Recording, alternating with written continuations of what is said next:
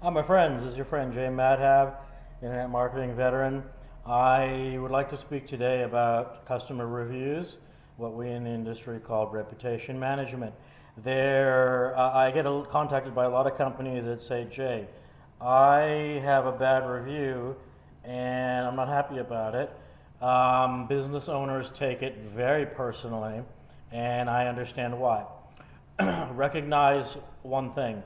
Um, I work with some businesses that offer some of the best product and services in the industry with amazing customer service, post-sale support, quality products, it, and yet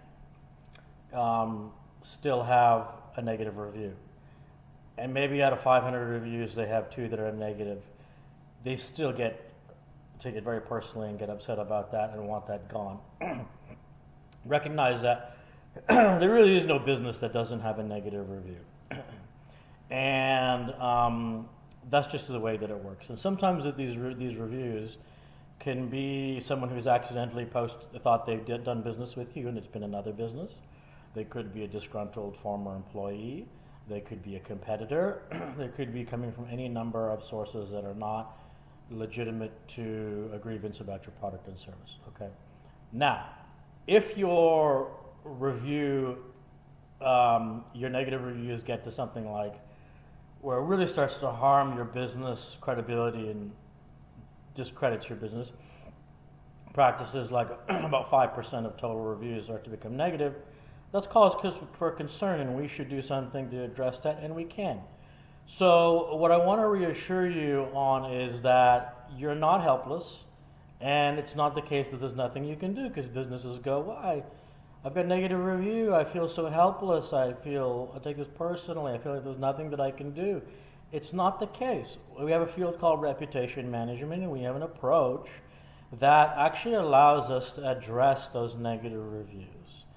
And it's more sophisticated than what I'm going to go into now, but I'll give you the sort of philosophy, the approach behind how we address that. And then when you hire a professional, as you should, specifically with experience and knowledge in how to improve your reputation online and deal with reputation management, they can take some of these actions.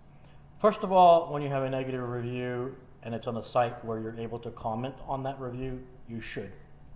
And I'll tell you why. First of all, it conveys that you care about your comments online and your customer feedback, that you read the review, because I don't know if you have or you haven't. Maybe you have, but you didn't respond. They're going to assume you just dismissed it and blew them off.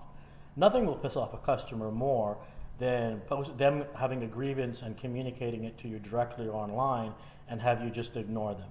So don't go that route, okay? If you have an opportunity to comment on the review on that page, do so. Do it professionally. If there's a way that you can remedy the situation, attempt to do that. You can't in all cases. And sometimes the fault is actually on the customer side, not on your business practices, but you should elaborate a little bit in your comment on what your business practices are, your protocols, and how you handle grievances of that nature, so they know you have a process for this. This goes a long way in educating the customer that you have good business practices and you're thoughtful about how you conduct your business and treat your customers post-sale. Now, with that being said, there are some sites where you cannot comment on the review, which makes you feel especially helpless because a negative review is there and you can't even respond to it. Well, there's a way to address that too.